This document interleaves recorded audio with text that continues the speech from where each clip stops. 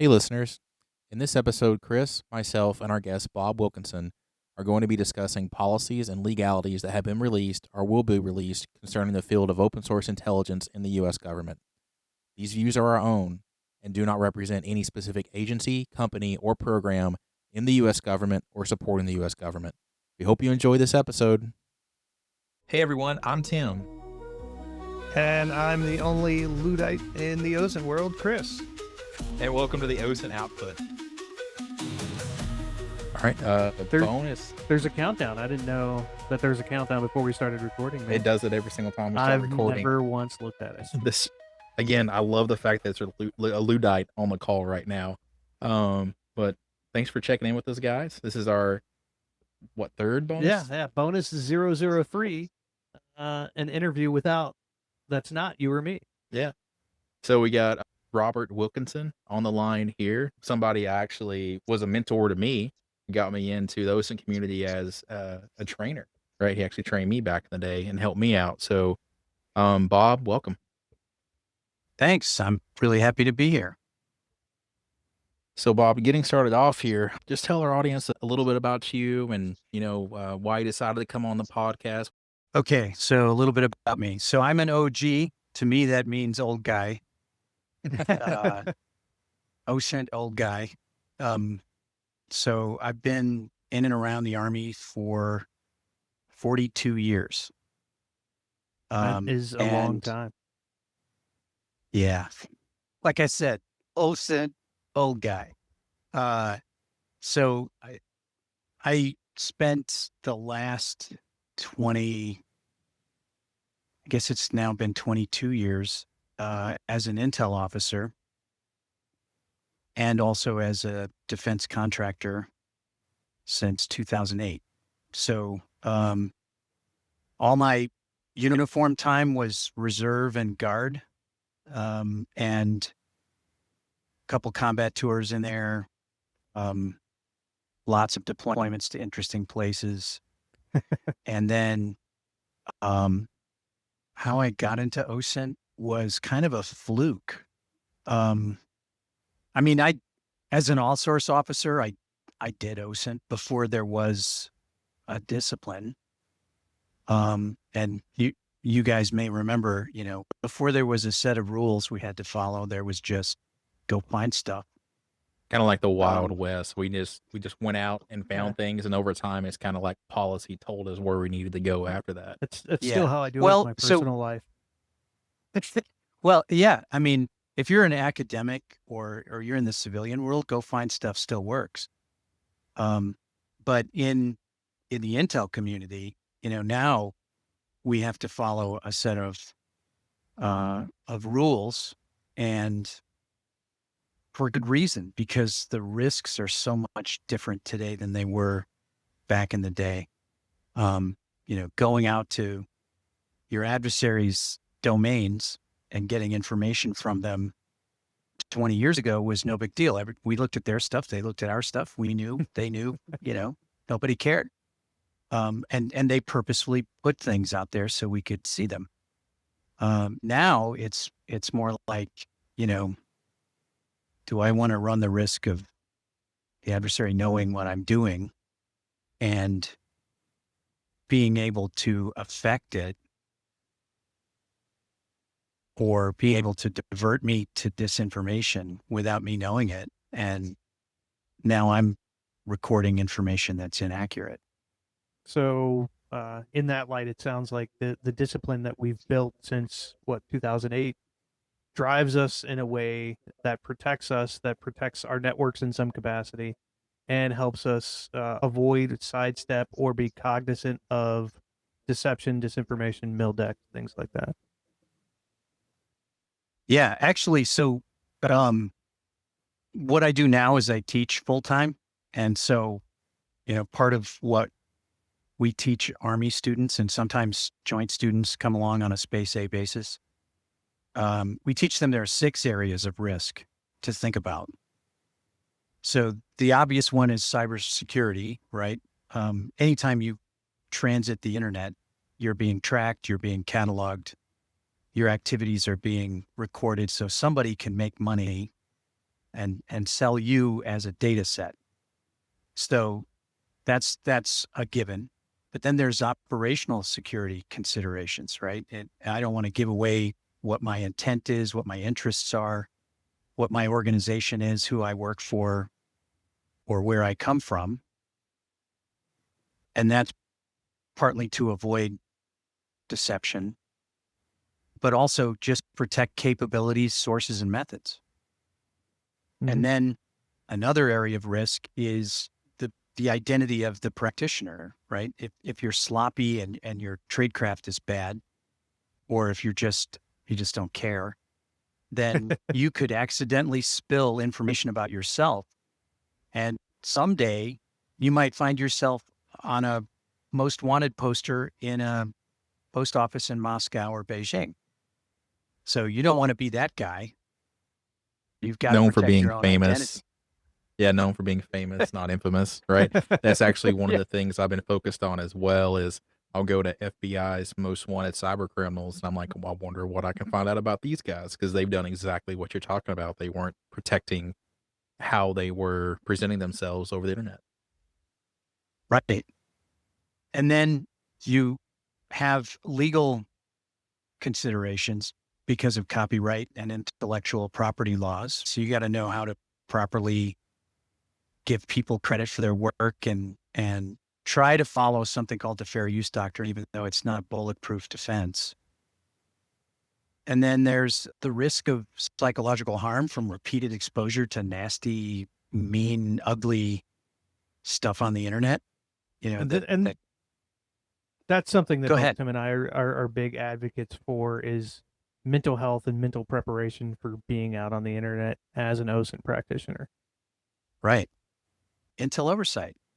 The risk of incidentally collecting on a U.S. person, not knowing that you have, but you have the content, and how does that infringe on that person's civil liberties and their perception of what privacy means to them?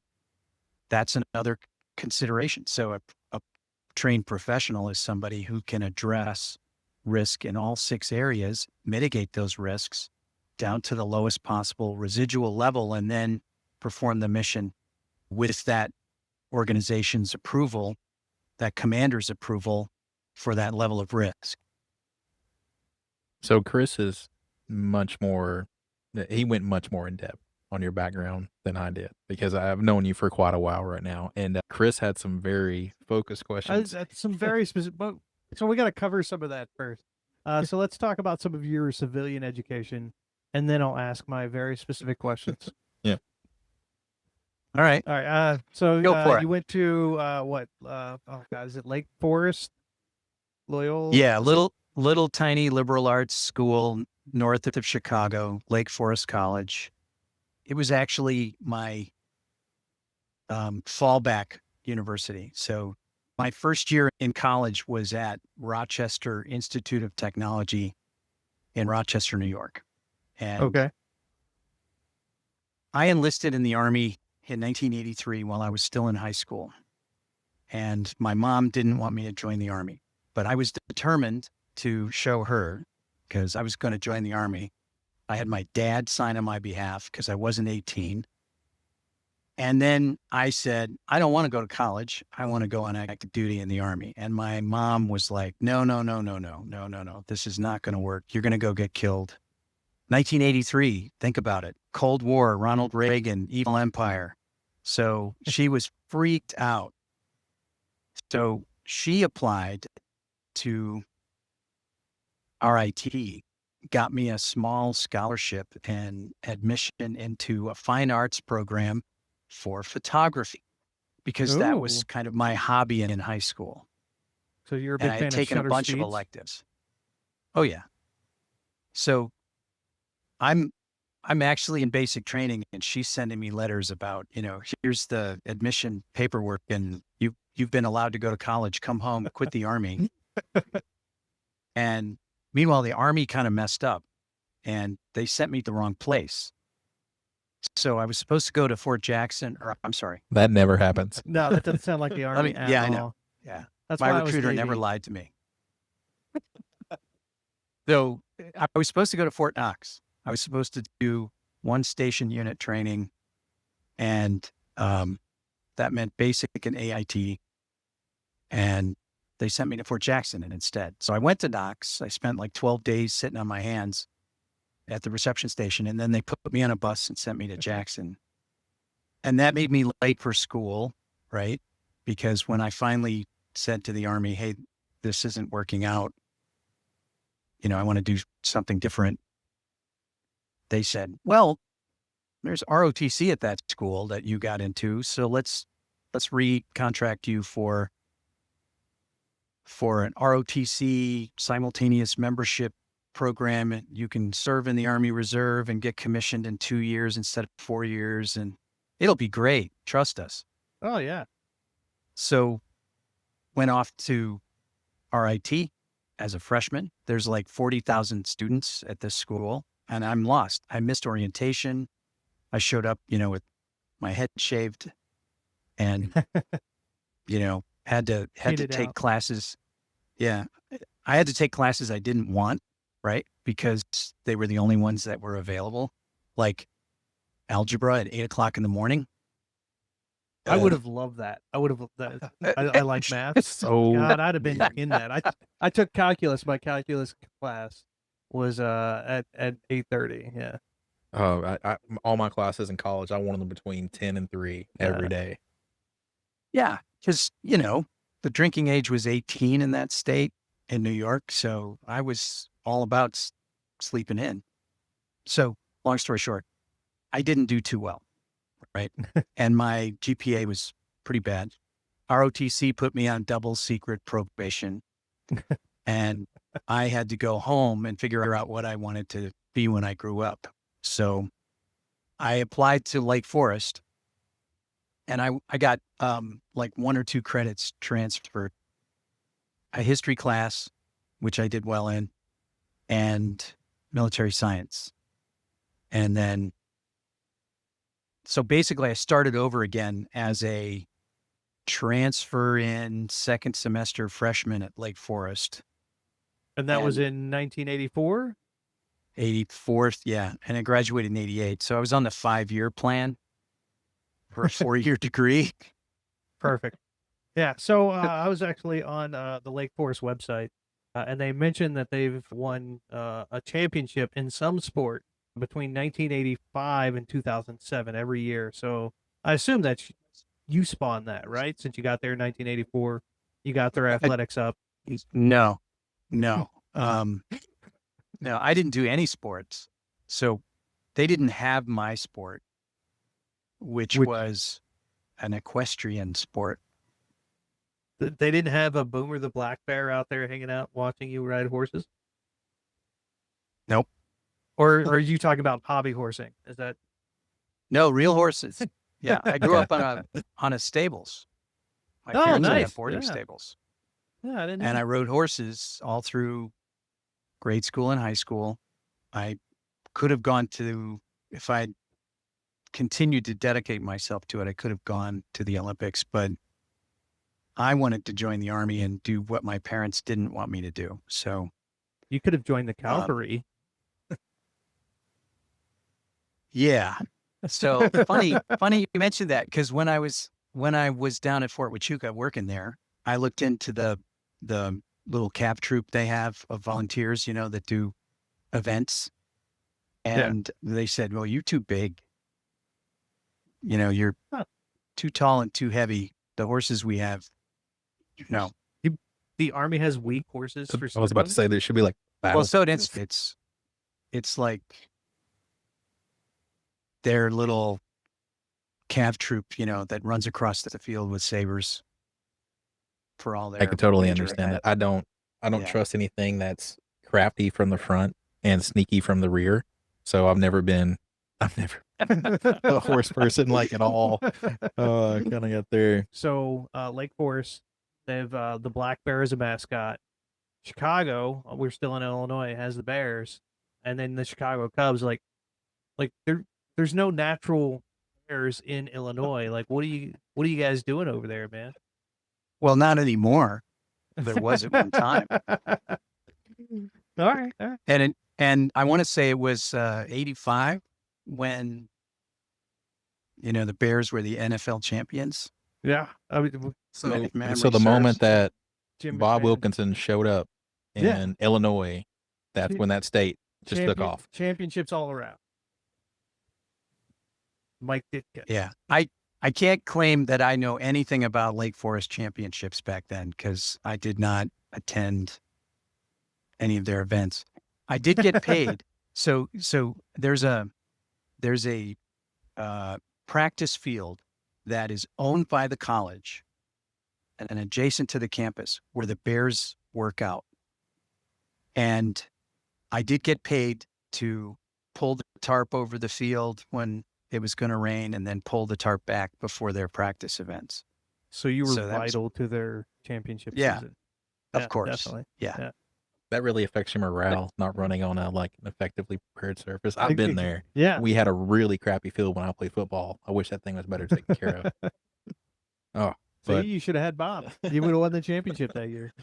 we'd had him out here. So Bob, one of the things we really want to get into was the OSINT Foundation, which I'm actually a member of. I went to the OSINT Tech Expo, right? Last year. I'm definitely going again this year. And I got to be honest, like I'm kind of nascent in the entire OSINT Foundation. So, like, what kind of got this started, and especially your involvement in it as well?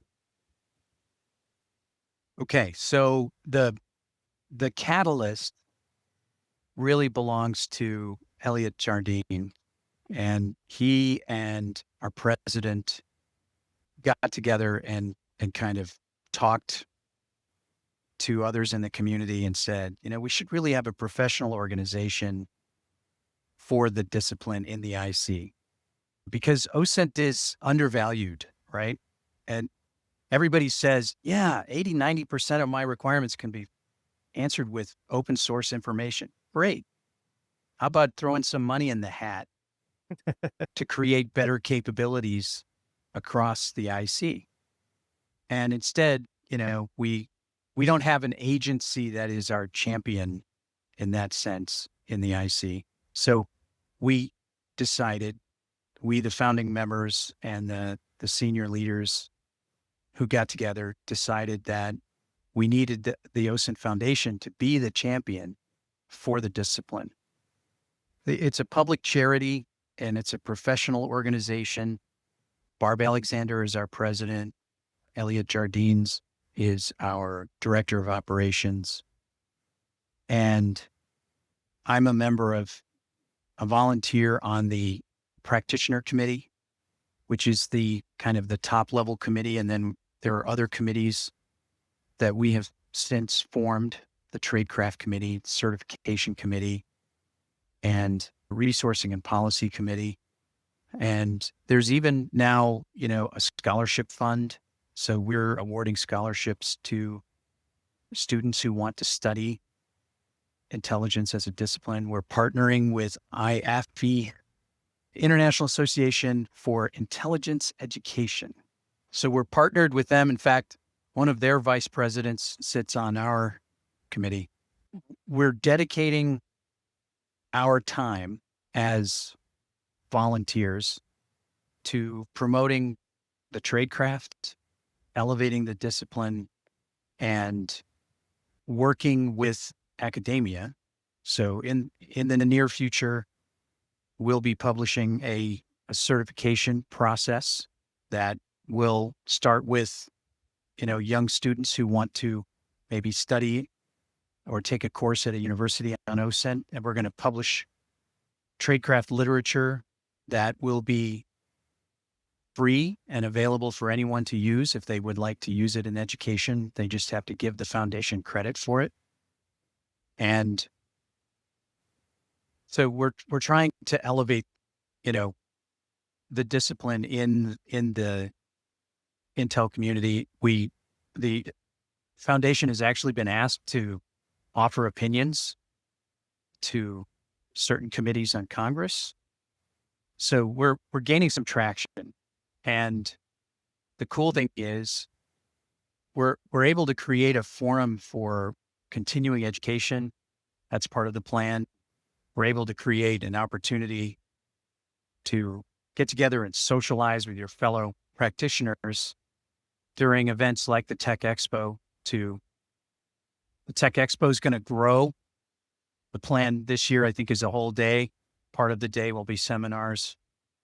Part of the day will be displays by different vendors. And then in the future, it might turn into 2 days.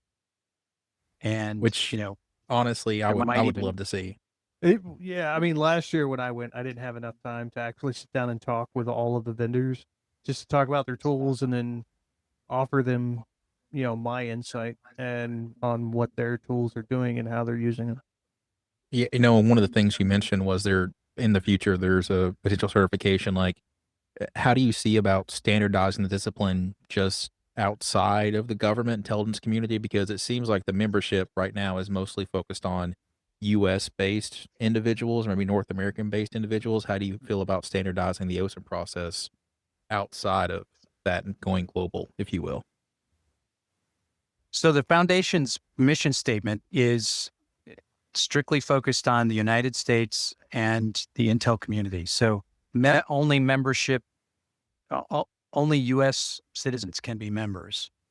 And I don't see it changing, to be honest with you. I think there are plenty of other organizations that have a different mandate that might be interested in doing something internationally. But I don't speak, by the way, I don't speak for the leadership of the foundation. I'm just a lowly member of the practitioner committee. It's possible that, they might form a partnership with somebody who's international. But yeah, this is really about advocating for the discipline. It's the, cheapest discipline in the IC, and it doesn't get enough credit for all the work that it does. And it certainly doesn't get the lion's share of the resources that equates to how many requirements we're actually answering. And We're kind of poorly misunderstood, because like I've heard probably one or two senior commanders and decision makers go, hey, you know what? I know it's just Google, right? Go over there and find me what I need to be found. When in reality, there's, just as you mentioned before, when we're talking about risk, all the tradecraft that goes into it, it goes way beyond that. So absolutely understand that. Yeah. So the kind of the attitude in outside the IC circles is, the word OSINT means anything you can research online.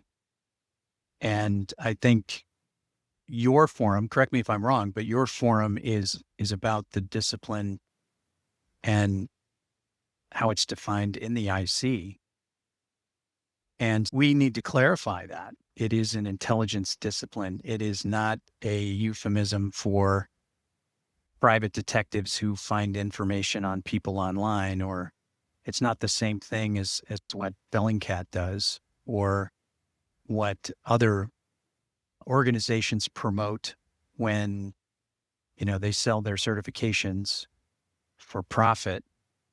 What we do is, the intelligence discipline, and it comes with a set of rules that we have to follow. Exactly. And those are the rules that he outlined earlier that talked about how we protect ourselves, our mission, legally, how we protect everything, and then how we make sure that we're not encroaching on other individuals. Exactly. Yeah, and before we move on to the next thing, I did want to highlight that I think education is extremely important. And then you mentioned the free literature that you guys are putting out regularly, because I often look at the OSINT Foundation for some of my updates before I actually get move their newsletter every Yeah. month as well that I read. I do think it would be a little funny if you guys just put out a teaser and made the practitioners find the article, but that's just me. That would be pretty cool Well- to have like a capture the flag challenge in those. That'd be pretty cool. Well, there is one. Every newsletter has the OSINT sniper contest, where there's usually an image provided by somebody who is a member. And then the challenge is figure out where that image was taken. I participated in a couple of those. I didn't publish my results, but I was like, hey, like I know Did- where this is at. Did you use GeoSpy? No, I like PIM eyes better. Yeah, That's yeah. what I've been using a lot recently. All right. So the next thing we're going to move on to is the legalities of OSINT for the United States government. And I want to highlight, or I want to mention, like, we talked about your education background. At no point did we say you were a lawyer. So we're not expecting you to have a lawyer response, and neither are we expecting you to have a legal opinion. So when I ask you about the legalities of OSINT with USG, I'm asking you as an individual person, not who you represent or any of your employment or any of that. So it's just you personally. So what do you think about how the U.S. government looks at OSINT and then the legalities behind it? Okay. So, well, two things up front is how we define OSINT in DoD, and then there's how other agencies in the IC might look at OSINT from the point of view of their agency mission. So I can't speak to the other agencies, like Homeland Security or Treasury Department or anybody else. The only thing I know is how it's defined in DoD. And that's what I've been doing for the past, let's see, I started out in OSINT in 2013, technically when I was asked to write a study about what the Army should do about OSINT. And that study was then turned into the government, and it was staffing was happening at different levels, and it went up to the general officer level in the 5-sided building. And then my contract ended, and Brand X came in and took over the contract, and their guy got to finish the adjudication and put his name on the front of the report. But I, was there in the room when a lot of the decisions were being made. I interviewed the people who later became the leaders of the Army OSINT program, and then, put their opinions and inputs into that product that ultimately set the Army on a certain course. And by 2016, the Army had a pretty solid idea of where it was going. It developed a policy, and that policy was published right after the new DoD manual came out, the new 5240.01 manual. I have read significant portions of that manual. There you go. I've read it more than once. Yeah. So that kind of changed everything, right? 2016 was the big shift because the previous version of that manual was published in 1982, before the advent of the internet. So one of the other documents I read too was DoD instruction, I think 3115.18 or 19, which is DoD use of publicly available information. And that was around the same time too. And that didn't get updated until 2019.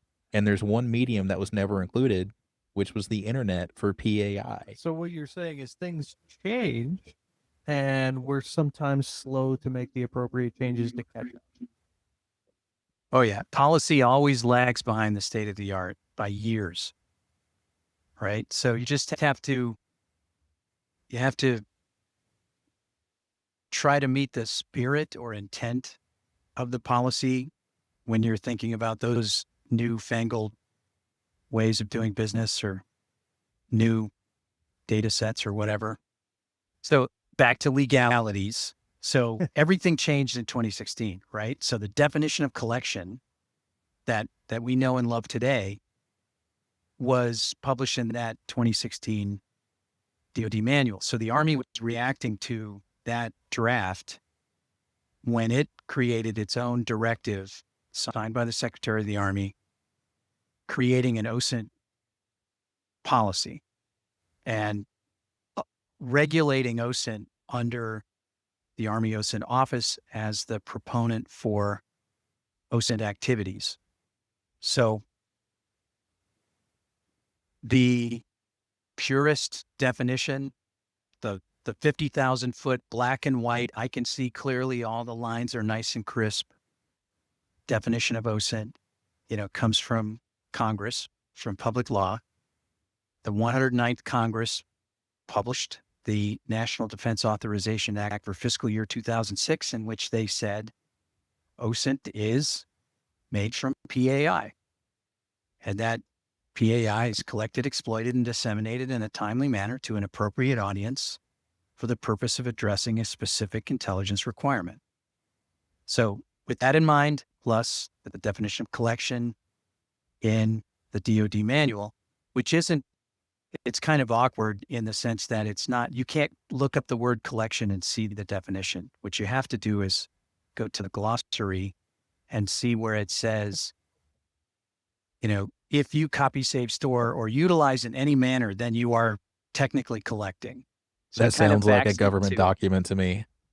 Yeah. The really it kind of important backs thing you into need that answer. hidden in the back. I mean, but if you violate it, you'll know almost immediately because someone will Right. find you. So legalities. Let's see. So can you highlight PAI? Because I know you mentioned that.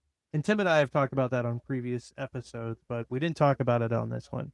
So what's PAI and what does that mean for us? And what does that mean for the U.S. government or the DoD component of? Okay, well, it's the law of the land, right? It's in that National Defense Authorization Act, which is still in force, right? Congress has not rescinded or,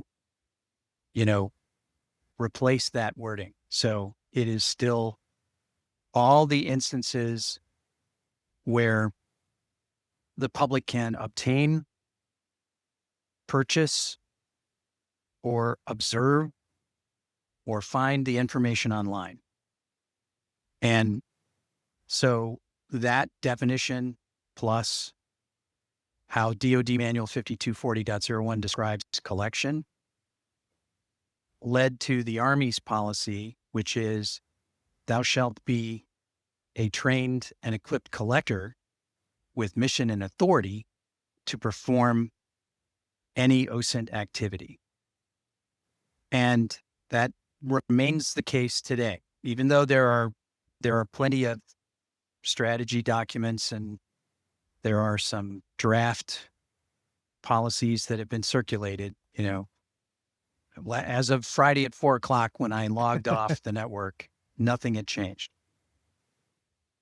The Army sensed this was coming and established the Army OSINT office, created a policy signed by the Sec Army, which is still in effect. The policy directive is called 2016-37. And there's an attempt underway to write a new Army regulation and address how we do PAI as an Army. And there will be how the operational folks do it. And then there will be how we do it in Intel. And until that is published, we have basically the Intel oversight documents from DoD. We have our Army Regulation 381-10 telling us what we need to do. And this is how I summarize it for my students so they can remember it. And I literally make them say it with me throughout my classes. Analysts analyze and collectors collect. But collectors may only collect when they have mission, authority, training, and the proper equipment. And so all the all-source guys, especially the old ones who are a little bit younger than me, but they've been around since before 2016, always grumble. I used to, back in the day when I was in Iraq, I could get anything I wanted to, and no one told me not to. Well, here's the thing. Those risks we talk about, the 6 areas, it's a lot different today. And we can't afford to have our adversaries figuring out too much information about us when we're trying to use the publicly available information we need to answer critical questions. And if you think about it, what's an adversary? What are their options, right? The enemy gets a vote. So what are their options if they know that your organization is collecting PAI about them? What are their choices, right? So the first thing is just continue to observe and collect, try to develop a pattern of activity, and then draw conclusions from that pattern and use that pattern to decide what they're going to do next. And one of those things they might do next is redirect you to a mirror image of their site with deceptive information on it that you then collect, report, and is relied upon for decision-making, maybe even costing lives if it's inaccurate information. Or they could degrade your ability to access their information. They could make their website just slow enough that you don't know if it's not loading because it's a bad internet day or if it's because they're trying to not let you see it. Or they could just outright deny, in which case you would know, right? You'd see the website's been blocked and you go, oh, okay, today I can't see that anymore.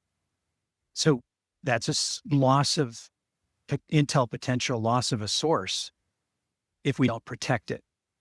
Or they could, if the gloves come off and they start shooting at us, well, then they could shoot at us in cyberspace.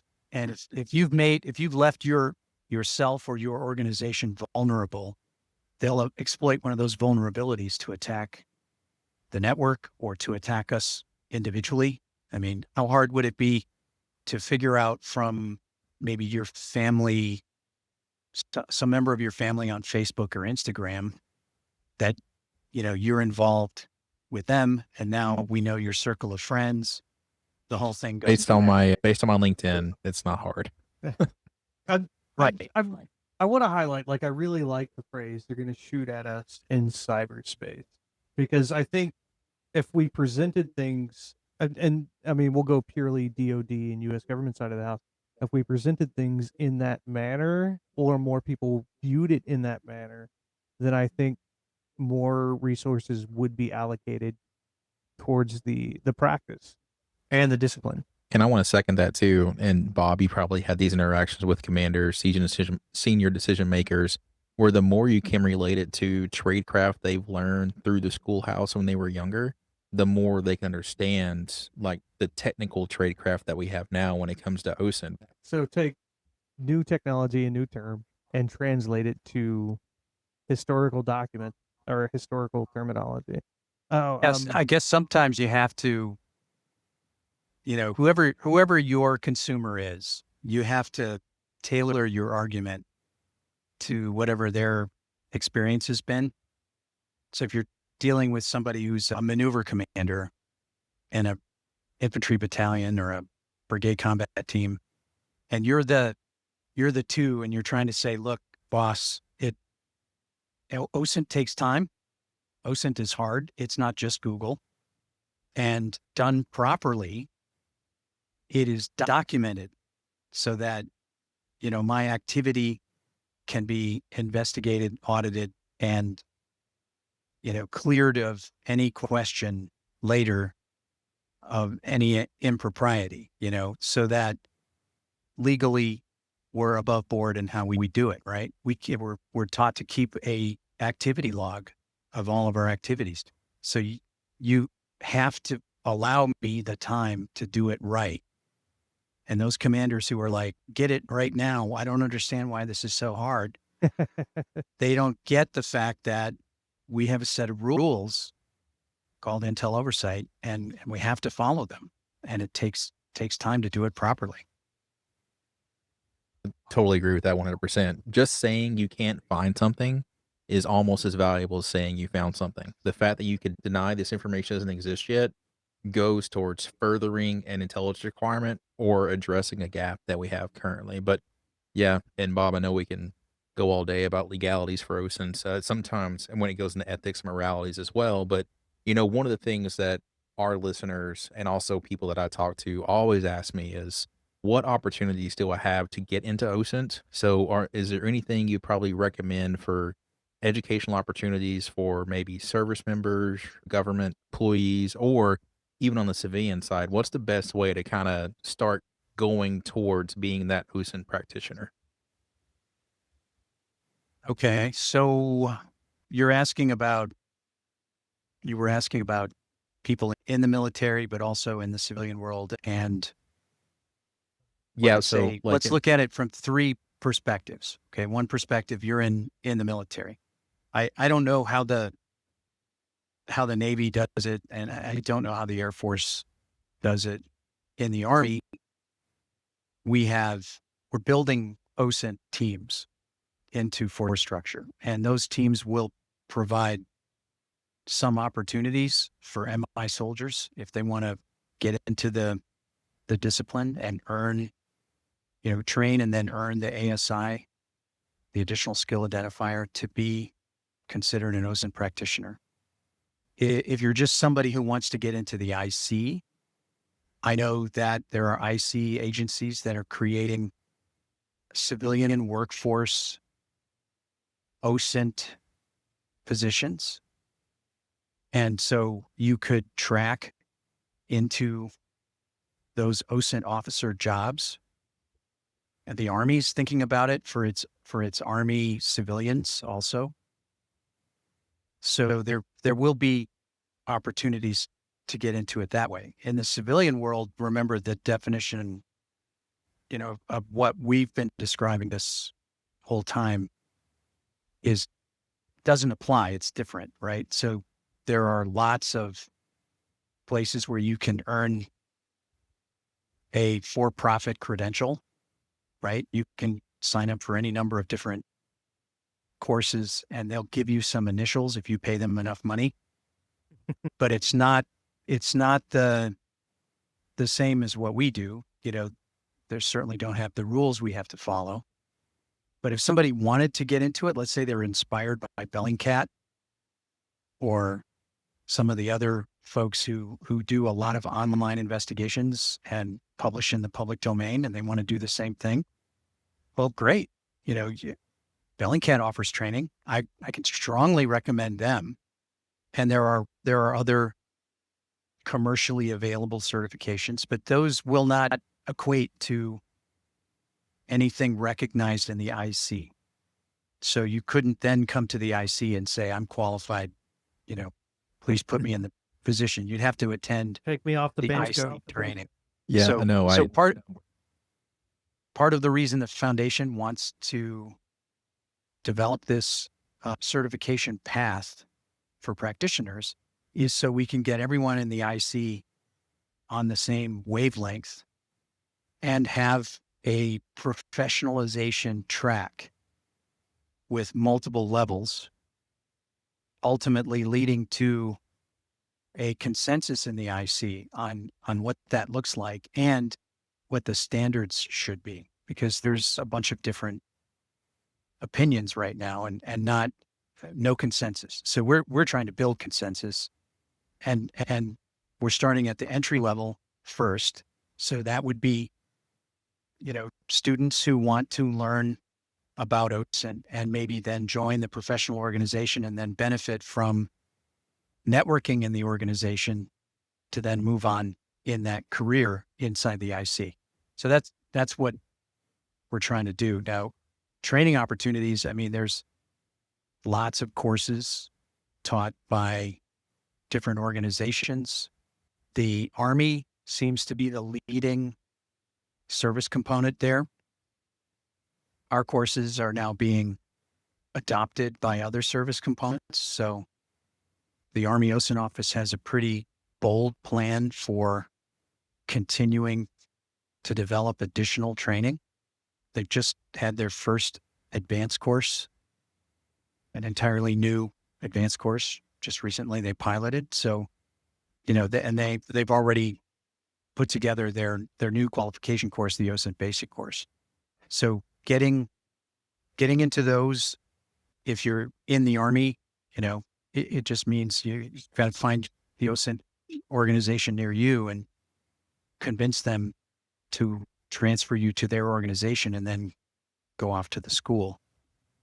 I know you've trained hundreds, if not up to the thousands, of service members, contractors, and civilians in the U.S. government whole, not just in the Army as well. What are some of the best qualities that good OSINT practitioners really bring to the table? Like, what is something a potential hiring manager or commander should look out for, like when they want to put someone through these courses? Like, what's the best OSINT practitioner in your mind? Ooh, so there's a lot of things. There's a little bit of tech savvy. I'm a digital immigrant, right? So, and I made it somehow into OSINT. A little bit of technology, an innate curiosity. And to be honest with you, what we desperately need is people with cultural knowledge and language skills. So that would be a plus. That would be like OSINT Nirvana. I have now found somebody who's a 3-3 in a target language, and they're willing to go to OSINT training. So you basically teach them everything they need to know in terms of the technology and the trade craft. But you have to have people who are curious, right? And innately interested in learning more. So I think it's a discipline that rewards continuous learning, ongoing learning. And people who are motivated by that, by the fact that, every day is a new adventure on the World Wide Web, they'll do really well.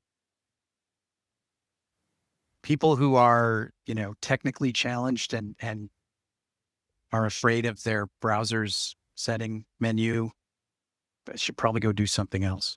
Oh no, that's me. Like I hate all of this stuff. I don't trust any of it, but I still do it every day. Well, I didn't say trust, because I don't trust any of it either. So speaking of that, other than just going to the OSINT Foundation or the practitioner committee and finding you, what's some advice you would give to someone getting into OSINT? We talked about curiosity, so we can kind of build on that. If you wanted to do it in the military, that, there is no MOS, right? You can't walk into a recruiter and say, I want to do OSINT, because they're going to say, sorry, that doesn't exist. Maybe someday, hopefully, fingers crossed. Well, I mean, they just got the subcommittee in Congress for OSINT. That's brand new. Right. So, I mean, that's movement in the right direction. And there are plenty of people who are talking about creating a specific agency for OSINT. And that would then, I think, allow the entire discipline in the community to coalesce and to connect. And that's one of our problems in OSINT. I know I'm not answering your question, but it's one of our problems in OSINT, and it's a soapbox I like to stand on. Right now, OSINT in the IC is like Pee Wee soccer. Where are all the kids on the field? Wherever the ball is, right? There's no defense. There's no offense. There's no playing plays or tactics. There's just everybody running around, harvesting the same low-hanging fruit and saying, yay, I did OSINT. And if we could all coalesce in the discipline, and if there was a top to bottom, bottom to top channel for it, where systems all work together and people could all collaborate and deconflict so that we're not all reporting the same low-hanging fruit. Wouldn't that be awesome? Right? Wouldn't that be great? And I think, so there's the subcommittees of positive development in that direction. I think the creation of this foundation that I described earlier to better the discipline is a step in the right direction. And I think what some of the services are doing in coming together and saying, let's have a common set of standards for training and certification and for tasks, a common task list, that's helpful. And then back to your question, what advice would I give someone who wanted to get into OSINT? So I teach the majority of the students that I teach today are not OSINT practitioners. The Army inaugurated in October of 2022 a new curriculum called PAI Research, or PAIR, P-A-I-R. And then the different Foundry training sites, and I'm at one of the Foundry sites, we developed a course we call PAIR Plus, which is 40 hours, 5 days. And it's basically for those people who are not collectors. How can you find OSINT and PAI that others have already collected? Where is it? And how can I use it? And so we teach the portals.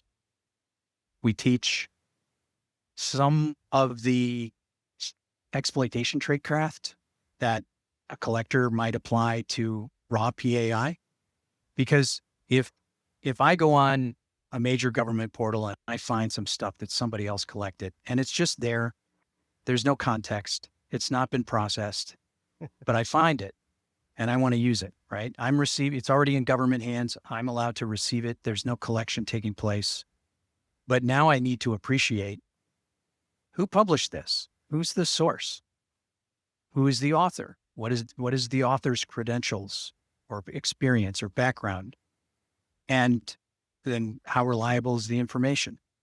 So we built that into this course. And I spend most of my time now teaching folks who are not collectors how to, one, avoid collection without proper authorization, and two, take advantage of everything that's already been collected and is being disseminated through government sites or government-sponsored sites.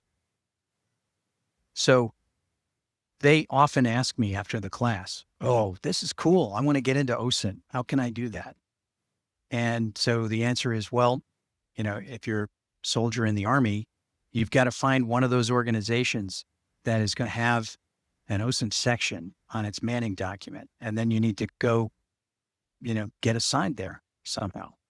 So either ask your assignments officer the next time you're getting ready to change stations, or you go there, maybe you're mid-tour and you've still got a year or two left, and go find that unit and convince them to lobby for you to come over there and work for them.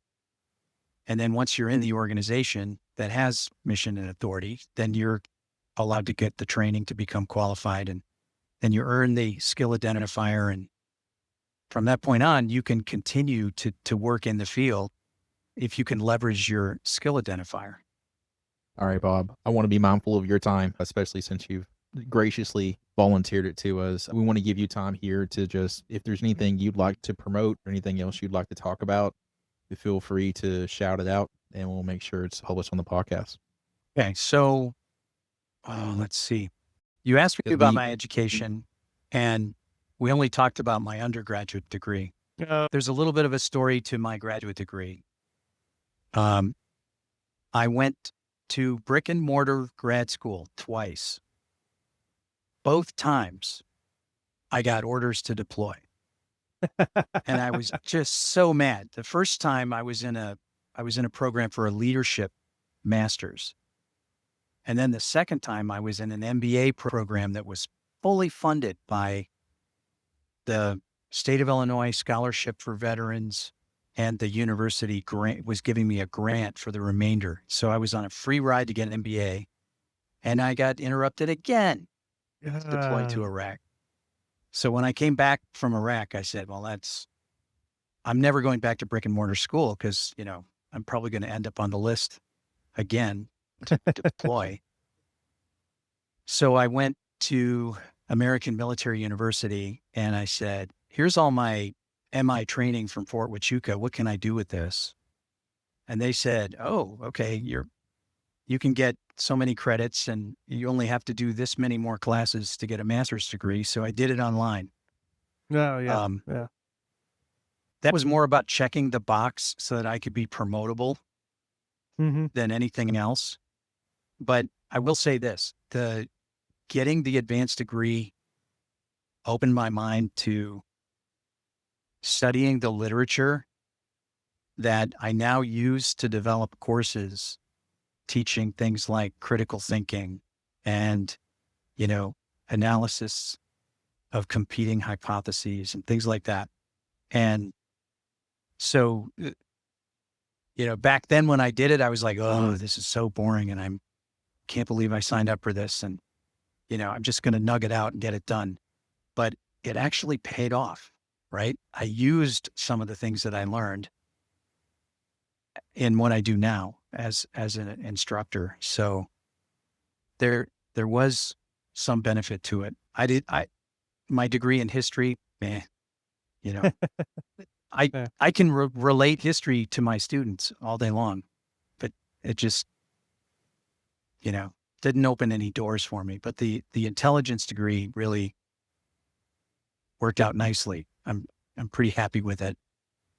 I think the cool thing about where I'm at now in my career is I'm in that graybeard stage where I'm mentoring people and I'm helping them achieve their goals. And I have probably a couple dozen former students that keep in touch with me and will reach out from time to time and say, hey, I'm faced with this decision. Can you help me make this decision? I don't know what to do. Or can you give me some advice on my next assignment? These are the 3 things I'm being offered. Or how do I get myself into OSINT? That's come up a bunch of times. I don't know much about what the civilian world is doing other than what I occasionally see through the commercial certification programs. And I have some military students who've said, I signed up for X certification. Is that a good idea? And, my answer to them is always, well, it's fine on this. Might look nice on your resume, but it's not going to get you a job in the military because it's not the DoD approved or the Army approved training program. So I would just caution people to not spend a fortune on somebody's training program to earn some credentials when those credentials might not add up to anything in the IC. If your plan is to go into the IC or into the military or to try to leverage it in the military, first of all, they're going to teach you things that you shouldn't do in the military, right? They're going to show you databases that, we should steer clear of, like PIPL, for example. So, Or generative AI, right? Whenever you're going to use those platforms. Right. But, be careful using that outside stuff because it's not proven yet. It's trained on data sets that include incorrect information. And, everybody's moving fast and breaking things to announce their latest version. But, when we report intelligence to the chain of command, lives are at stake, treasure is at stake, and you can't rely on something that is potentially unreliable or has been poisoned with inaccurate information. Totally agree. We have to be more disciplined than that, right? And also what it's collecting on us, because these models will train based on user input, how to answer the next question. Yep. Every question we ask of any of the search engines, goes into how they answer the future questions from the same IP range. Yep. I have one final question. Yeah. When you were in high school, did you ever see Matthew McConaughey in a Chevelle kind of cruising by looking for chicks? No, but I did see Ferris Bueller. Yeah, fair enough. All right. Yeah, I did see Ferris Bueller. Risky Business was filmed right around that same time. And I know people who were extras in that movie. So I did not. My mom actually submitted a photo of me for a movie casting call once. And it was a movie called Black Beauty. And I did have to go to New York City for an interview, but I didn't get the part. They wanted somebody who could ride a horse. Your mom sounds like a wonderful person. Like she's just pushing you into all these things that are objectively good for you, but still things you didn't want. Not the Army. That was the one thing, right? It was always and that's like, how you here. And that's how you built your career. Yeah. All right, Bob, thank you so much for joining us. Also, thank you for your service and everything that you're still doing today, even though you've separated. Anything you want to? No, man, I really appreciated talking to you. One of the reasons I like talking to Tim, and now one of the reasons I like talking to you is I like talking to people smarter than me, and it's really cool just to listen to smart people talk about smart things. So thank you for being a part of this, and thank you for laughing at some of my dumb jokes. Well, those are Fantastic compliments. I feel like I don't live up to them, but thank you.